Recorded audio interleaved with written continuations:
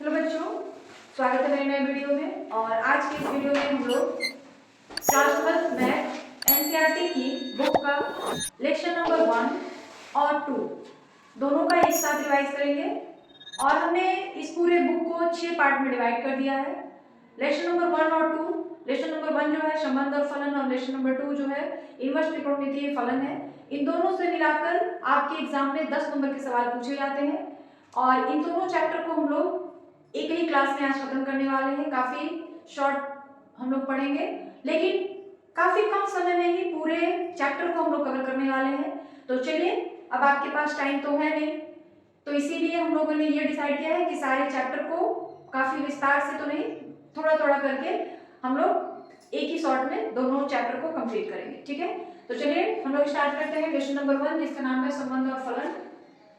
सबसे पहले ये इंपॉर्टेंट डेफिनेशंस है जो आपको याद होने चाहिए। अगर ये डेफिनेशन आपको याद नहीं रहेंगे तो सवाल बनाना आपके लिए बहुत ही मुश्किल होने वाला है। ठीक है, पहला क्या है? रिक्त संबंध। यदि ए का कोई भी अवयव ए के किसी भी अवयव से संबंधित नहीं है तो ऐसे संबंध को हम लोग रिक्त संबंध कहते हैं। सार्वत्रिक संबंध। यदि समुच्चय ए का प्रत्येक अवयव ए के सभी अवयव से संबंधित है तो ऐसे संबंध को हम लोग सार्वत्रिक संबंध कहते हैं।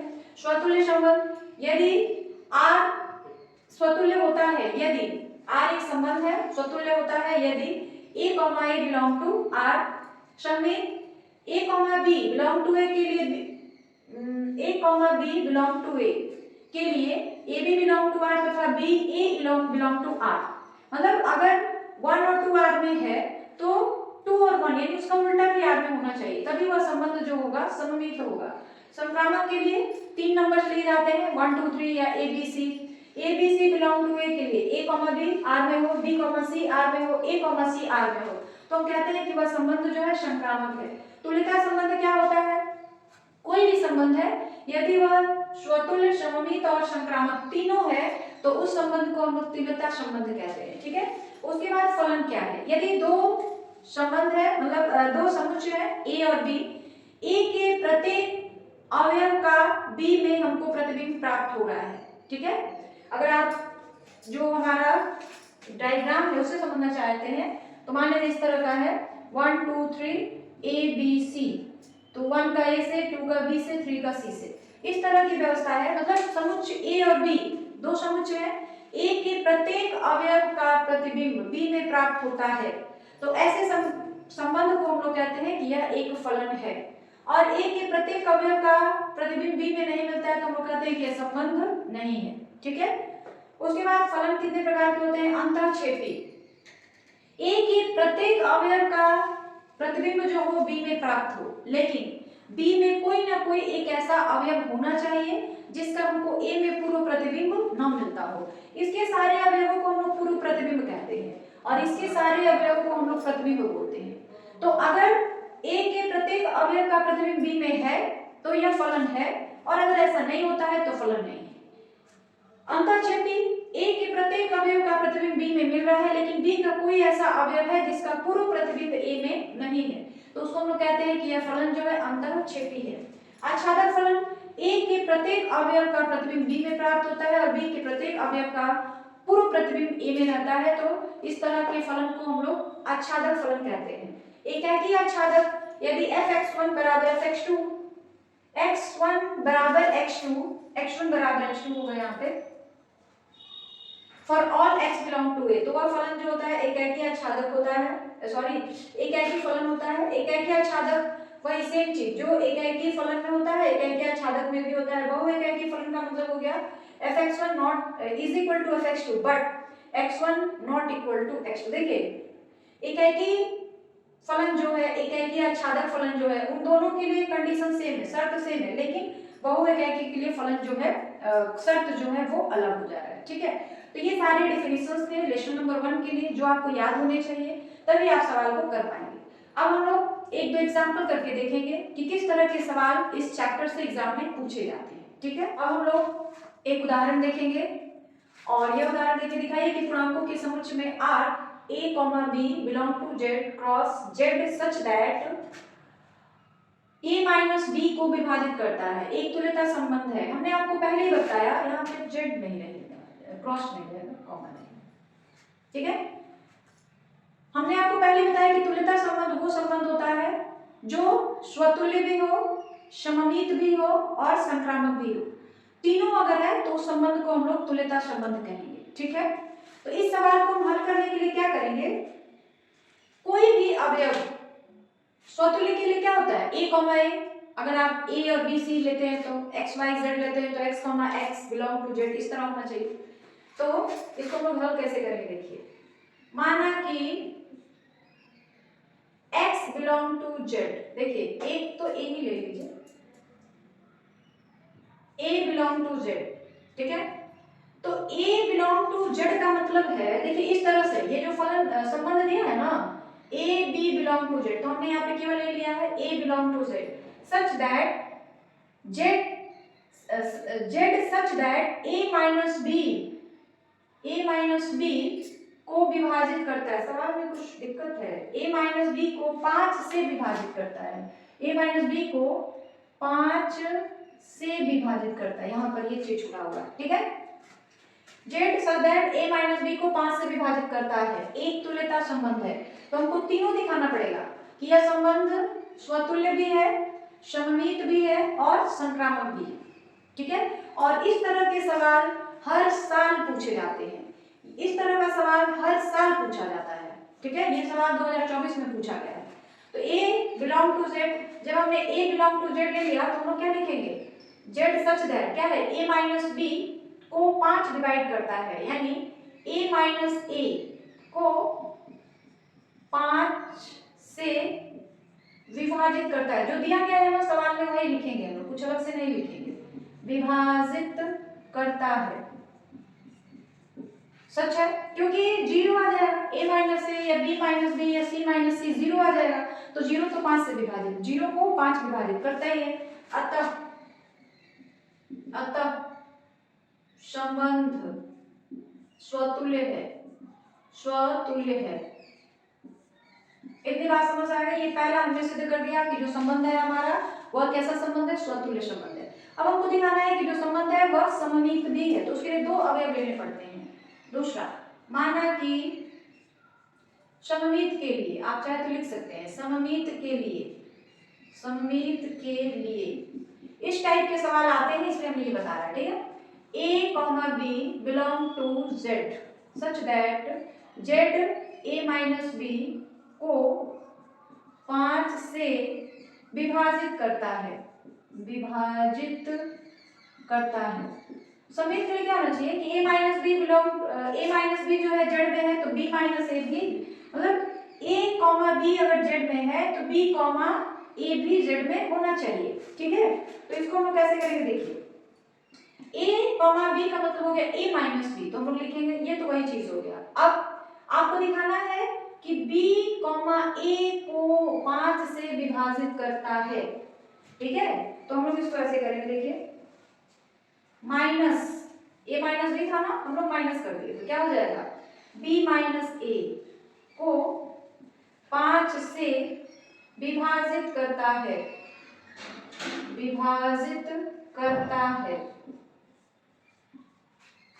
a माइनस बी को हमने लिखा है, सॉरी a कॉमा b को हमने लिखा है a माइनस बी को 5 से विभाजित करता है, तो हमने क्या किया, इसमें माइनस कॉमन ले लिया तो b माइनस ए हो जाएगा, को 5 से विभाजित करता है। जैसे मान लीजिए a की जगह हमने ले लिया 10 और b की जगह हमने ले लिया 5, तो a माइनस बी 5 से विभाजित होगा, क्योंकि 10 माइनस 5 यानी 5 से विभाजित होगा। अब हमने माइनस कर दिया, तो माइनस करेंगे तो क्या होगा, 5 माइनस 10, यही ना होगा, यानी माइनस 5, ये अभी जो होगा 5 से क्या हो जाएगा, विभाजित हो जाएगा। यानी a कॉमा b r में है तो b कॉमा a भी r में है। अतः a comma b belong to r और b comma a belong to r। अतः संबंध सममित है, सममित है। अब एक बात समझ में, a minus b, sorry a comma b को मिलकर a माइनस बी जो कि 5 से भाग लग जा रहा है। ठीक है, तो हमने क्या किया, उल्टा कर दिया, तो b माइनस ए यह भी 5 से विभाजित हो जाएगा, यहाँ पे हमने करके दिखा दिया। अब संक्रामक सिद्ध करना है, संक्रामक के लिए, संक्रामक के लिए क्या करेंगे, देखिए लेट माना कि a, b, c belong to z, ठीक है। तो ये तो पहले हो गया कि a, b belong to r, b, a belong to r, यानी a, b belong to r मतलब क्या है कि a माइनस b जो है r में है, b माइनस a भी r में है। अब हमको क्या करना है कि a माइनस c जो होना चाहिए r में होना चाहिए, तो हम लिखेंगे a माइनस b और b माइनस a को 5 से विभाजित करता है, 5 से विभाजित करता है, ठीक है। अब मान लीजिए a माइनस b का मान 5 है और b माइनस a का मान -5 हो गया, तो दोनों को जोड़ देंगे तो क्या जाएगा 0, 0 भी 5 से विभाजित होगा, तो हम लिख सकते हैं। अब तक दोनों को जोड़ दीजिए, a minus b plus b minus a को 5 से विभाजित करता है, विभाजित करता है, ठीक है। देखिए क्या हो जाएगा, गड़बड़ हो गया यहाँ पे, a minus b minus c हो गया, b माइनस c, तो यहाँ पे भी c हो जाएगा क्योंकि a b c तीन संख्या है ना, तो b भी कट गया, क्या बचा हमारे पास a माइनस c को 5 से विभाजित करता है, विभाजित करता है, अतः a, c belong to r, अतः यह संबंध तुल्यता संबंध है, तुल्यता संबंध है। हमने इसको दिखा दिया कि यह जो संबंध है स्वतुल्य भी है, सममित भी है और संक्रामक भी है। तो स्वतुल्य, सममित और संक्रामक रहेगा कोई भी संबंध तो वह जो होगा तुल्यता संबंध होगा ही होगा। तो यह सवाल मोस्ट इंपॉर्टेंट है और इस तरह के सवाल आपसे पेपर भी पूछे जाते हैं। यह सवाल 2024 में पूछा गया सवाल, ठीक है। अब हम लोग एक दूसरा सवाल करेंगे। सवाल है सिद्ध करें कि fx बराबर x² द्वारा परिभाषित फलन f such that r tends to r ना तो एक एकी है और ना ही आच्छादक है। r का मतलब होता है वास्तविक संख्याओं का समुच्चय। r क्या है, वास्तविक संख्याओं का समुच्चय, और r वास्तविक संख्या 0, 1, 2, -1, -3, 1.5, √3 ये सारी संख्याएं जो होती है वास्तविक संख्या होती है, ठीक है। तो मान लीजिए हमारे पास एक सेट है a, हम लोग इसको ग्राफ से समझने की कोशिश करते हैं। 1, -1, 0, 2, -2, इधर भी 1, 2, 3, 0, 4, 5, 6 इस तरह से लिखा गया, ठीक है। अब हम क्या कर रहे हैं, जो हमारा फलन दिया है fx is equal to, answer देखिए कैसे करना है। ये सवाल भी मोस्ट इंपॉर्टेंट है और यह भी सवाल 3 नंबर में पूछा गया है, 2023 में पूछा गया है, 2022 में पूछा गया है, ठीक है। fx इज इक्वल टू क्या दिया हुआ है x²। हमने क्या किया, f की जगह पे 1 रखा तो 1 का स्क्वायर यानी 1 ही हो जाएगा। f की जगह पे हमने -1 रखा तो -1 का स्क्वायर 1 ही हो जाएगा, क्लियर है। लेकिन अगर हम f की जगह पे 2 रख दिए तो इधर 2 का स्क्वायर क्या हो जाएगा 4। अगर हम f की जगह पे -2 रख दिए तो -2 का स्क्वायर भी आ जाएगा 4। क्या कोई ऐसा नंबर है जिसका वर्ग करें तो 2 मिल जाए हमको? तो पहली बात कहने का मतलब ये है कि इसका मान लीजिए यहाँ पे -1 यहाँ पे 1, तो ये 1 वाला भी 1 से, -1 वाला भी 1 से, 2 वाला 4 से और -2 वाला भी 4 से, तो फलन एक एकी तो है नहीं, ठीक है। अतः यह फलन एकाकी नहीं है, एकाकी नहीं है। अब आच्छादक का मतलब इधर के जितने भी अवयव हैं उनका पूर्व प्रतिबिंब हमको मिलना चाहिए, कोई ना कोई ऐसा अवयव हो जो इसका पूर्व प्रतिबिंब हो। तो क्या 2 मिलेगा? 2 का मतलब इधर कौन सा ऐसा नंबर है जिसका हम लोग वर्ग करेंगे तो 2 मिल जाएगा, कौन सा ऐसा नंबर है जिसका वर्ग करेंगे तो 3 मिल जाएगा। ये 2 और 3 किसी के पूर्व प्रतिबिंब नहीं हो सकते, 2 और 3 जो है किसी के प्रतिबिंब नहीं है। तो लिखेंगे अवयव 2 किसी भी अवयव का प्रतिबिंब नहीं है, प्रतिबिंब नहीं है। अतः यह फलन आच्छादक भी नहीं है, आच्छादक भी नहीं है। आगे बात समझ में? एक का मतलब है किधर का एक, उधर का एक, इधर का एक, इधर का एक मिलना चाहिए। तो वैसा तो ये दिख नहीं रहा है, तो ये कहेगी तो हुआ नहीं। और आच्छादक मतलब इस इधर के जितने भी अवयव हैं, इधर के किसी न किसी अवयव के प्रतिबिंब हो, ऐसा संभव नहीं है। 2 और 3 इधर वाले सेट एक के किसी भी अवयव के प्रतिबिंब नहीं हो सकते, इसलिए यह फलन आच्छादक भी नहीं है। तो ये भी बहुत ज्यादा इंपॉर्टेंट सवाल है। मैं ये तो नहीं कहूंगी कि यही सवाल, लेकिन इस टाइप के कोई दूसरे सवाल भी आपसे पूछे जा सकते हैं। अब हम लोग एक और सवाल करेंगे, और यह सवाल जो है 2023 में पूछा गया है और यह 8 नंबर में पूछा गया है। तो इस तरह के सवाल 8 नंबर में पूछे जाते हैं। और क्या करना है, देखिए सिद्ध कीजिए कि समुच्चय A बराबर x belong to z such that x जो हो 0 के बराबर हो या 0 से बड़ा हो, 12 के बराबर हो या 12 से कम हो, में दिए गए निम्नलिखित संबंधों R में से प्रत्येक एक तुल्यता संबंध है। हमने आपको पहले बताया तुल्यता संबंध वह संबंध होता है जो स्वतुल्य हो, सममित हो और संक्रामक भी हो। तो आपको यह सिद्ध करना है कि यह संबंध जो है तीनों है, स्वतुल्य भी है, सममित भी है और संक्रामक भी है। तो सबसे पहले R में क्या क्या चीजें आ सकती हैं, देखिए R का मान हम लोग लिख लेते हैं। R में क्या क्या हो सकता है, पहले तो हमारे पास दो नंबर्स हैं, x के मान क्या क्या हो सकते हैं वो लिख लेते हैं। x के मान 0, 1, 2, 3, 4, 5, 6, 7, 8, 9 और 10, 11, 12 ये हो सकते हैं x के मान। अब हमको दो नंबर्स का पेयर बनाना है, इस तरह से बनाना है कि उन दोनों को अगर माइनस किया जाए, जैसे a, b such that a minus b 4 का एक गुणज हो, मतलब a और b में से जब माइनस करें दोनों को आपस में तो जो आए वह 4 का गुणज हो। ठीक है, तो वो नंबर क्या क्या हो सकते हैं, वो नंबर होंगे 1, 5, जैसे 1 में से 5 घटाएंगे या 5 में से 1 घटाएंगे तो 4 आएगा, 4 जो होगा 4 से मल्टीपल मतलब 4 से डिवाइड हो जाएगा, तो 1, 4 हो सकता है। फिर 1, 9 हो सकता है, 1 में से 9 घटाएंगे, 9 में से 1 घटाए, ये दोनों जो है 4 से डिवाइड हो जाएगा। फिर हम लोग ले सकते हैं 2, 6 और 2, 6 भी हो सकता है, फिर 2, 10 हो सकता है, फिर और 3, 7, 3 में से 7 घटाइए, 7 में से 3 घटाइए 4 ही आएगा। फिर हम लोग ले सकते हैं 4 वाला से 3 और 11 ले सकते हैं। फिर 12 तो आप ले नहीं सकते हैं क्योंकि उसका किसी के साथ कॉम्बिनेशन बन नहीं रहा है, तो इसको हम लोग ले सकते हैं आप 4, 8, फिर आ जाएगा 4, 12, फिर 4, 12 हो जाएगा 5, 9, फिर आ जाएगा हमारे पास 6, 10, 6 में से 10 घटाइए या 10 में से 6 घटाइए, फिर आ जाएगा हमारे पास 7, 11, फिर 8, 12 और भी आ सकती है चीजें 0, 4, इस तरह से आप और भी चीजों को लिख सकते हैं। ठीक है, अब आपको ये दिखाना है कि यह जो संबंध है वह तुल्यता संबंध है।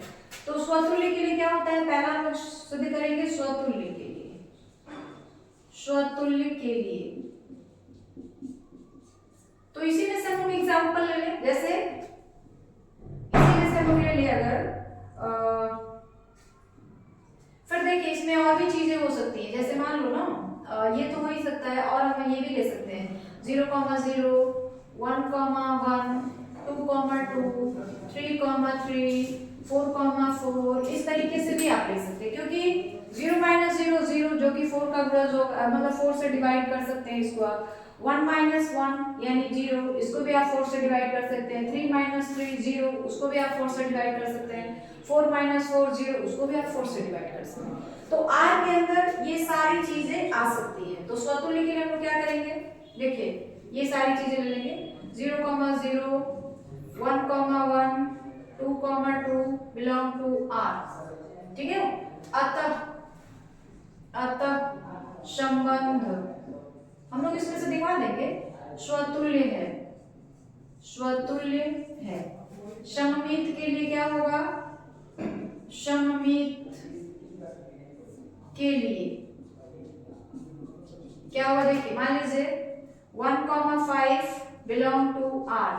1 में से 5 घटाइए, 5 में से 1 घटाइए, 4 का मतलब 4 से डिवाइड हो सकता है। अब 5,9 ले लीजिए, 5,9 बिलोंग टू R। अब 5 और 9 ले लें, 5 और 9 को घटाएंगे तो 4 आएगा। 5,9 बिलोंग टू R, ये भी तो आ गया। मतलब इसको आप लिख सकते हैं A, B, इसको कह सकते हैं B, C, इसको कह सकते हैं B, सॉरी गड़बड़ हो गया, B नहीं, 1,9 लेना है, 1,9 A, C हो गया ना, ये भी R में है। अतः फलन सममित है, सममित है, ठीक है। तीसरा सममित के लिए ये नहीं होता है, ये नहीं होगा, सममित नहीं, ये संक्रामक के लिए। देखिए सममित के लिए है 1,5 5,9 माने A, B, C belong to R। अतः फलन या संबंध सममित है, सममित है। क्यों? देखिए A, B और B, C, ये मान लीजिए A, B है और ये मान लीजिए B, C है। A, B भी R में है और B, C भी R में है, अतः यह संबंध जो है क्या है, सममित है, ठीक है। अब संक्रामक के लिए क्या करना है,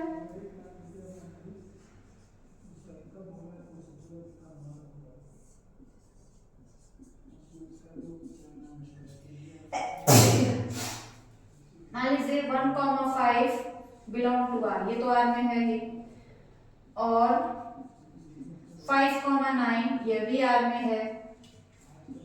तो क्या 1,9 R में नहीं है? देख लीजिए 1,9 R में है कि नहीं, देखिए 1,9 R में है, और 1,9 बिलोंग टू R। अतः यह संबंध संक्रामक है, संक्रामक है। तो यह संबंध तो तीनों हो गया, स्वतुल्य भी हो गया, सममित भी हो गया और संक्रामक भी हो गया, अतः यह तुल्यता संबंध है, ठीक है। दूसरी बात भी बतानी है, A, B is equal to such that A बराबर B, तो है ना। देखिए 0,0 ये सारे जो नंबर्स है वो सब एक जैसे हैं, यहाँ पे आप देख सकते हैं सारे नंबर्स एक जैसे हैं, ठीक है। तो इसके लिए हम लिखेंगे सेकंड वाले पे, अतः संबंध तुल्यता संबंध है, तुल्यता संबंध है, ठीक है। जैसे देखिए सारे एलिमेंट सेम सेम है तो स्वतुल्य हो गया। A, B, C दोनों आ रहा है R में तो सममित हो गया। A, B, C और C, A या A, C ये भी R में आ गया, यानी ये संबंध संक्रामक भी हो गया। इसका मतलब संबंध जो है वो क्या है, संक्रामक है, स्वतुल्य है और सममित है, तो मतलब तुल्यता संबंध है। अब आपको तीसरी बात बतानी है, दूसरी बात इसमें ये भी बतानी है, R is equal to A, B such that A is equal to B, मतलब A और B जब दोनों बराबर है तो क्या यह संबंध तुल्यता संबंध को दिखाएगा, तो वो चेक करना। जाहिर सी बात है ये दिखाएगा नहीं दिखाएगा। देखिए सेकंड नंबर 0, 0, 1, 1, 2, 2, 3, ये सब जो होंगे कहाँ तक जाएंगे, 12, 12 तक जाएंगे कि नहीं, R में है। ये सारे के सारे जो हैं R में है। अतः नहीं, A का प्रत्येक अवयव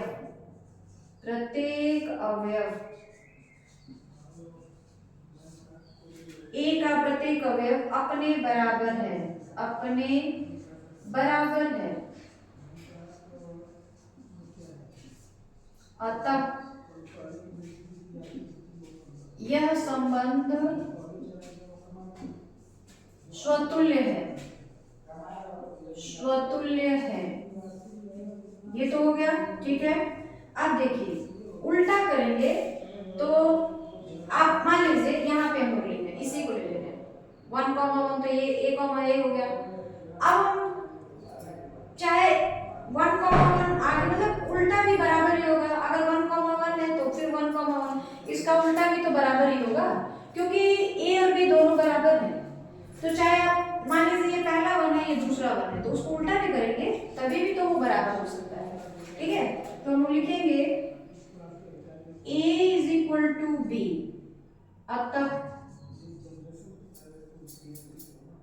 a = b, sorry a, b belong to r, जहां पे क्या है a = b। ठीक है, तो b, a belong to r, ये भी तो हो सकता है। अतः संबंध सममित है, सममित है। संबंध जो है वो क्या है, सममित भी है। संक्रामक के लिए देखते हैं तो तीसरा a, b, c, 3 चीजें हैं, बिलोंग टू a। ठीक है, तो a, b belong to r, मतलब a बराबर b, दोनों बराबर है। फिर b, a belong to r, मतलब b और a दोनों बराबर है, b बराबर a लिख सकते हो। तो अब देखिए a, b belong to r, b, a belong to r, उसका उल्टा भी r में होगा, या b, a, b, a belong to r। अतः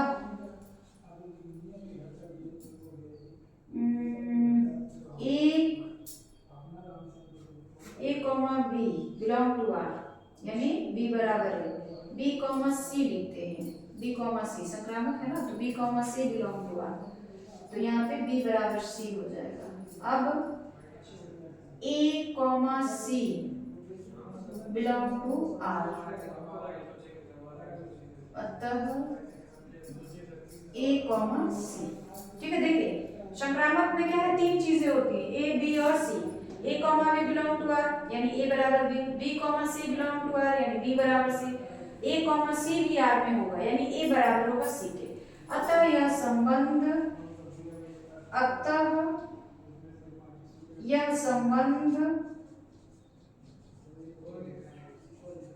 तुल्यता संबंध है, तुल्यता संबंध है।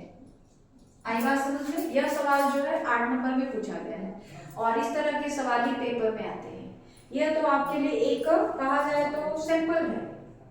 इसी तरह के और भी जितने सवाल होंगे आप उसका प्रैक्टिस कर लीजिएगा।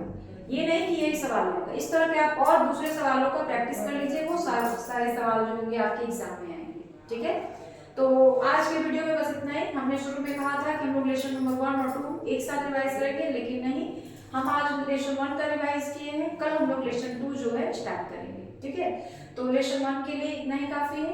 इसी तरह के और भी बहुत सारे सवालों का आप प्रैक्टिस करिए, चाहे बुक से करिए, चाहे क्वेश्चन बैंक से करिए, चाहे और भी किसी जो आपके पास हेल्प बुक वगैरह है वो उससे प्रैक्टिस करिए, लेकिन प्रैक्टिस तो जरूरी है। बेटा हमने पहले कहा है कि बिना मेहनत के कुछ नहीं हो सकता है।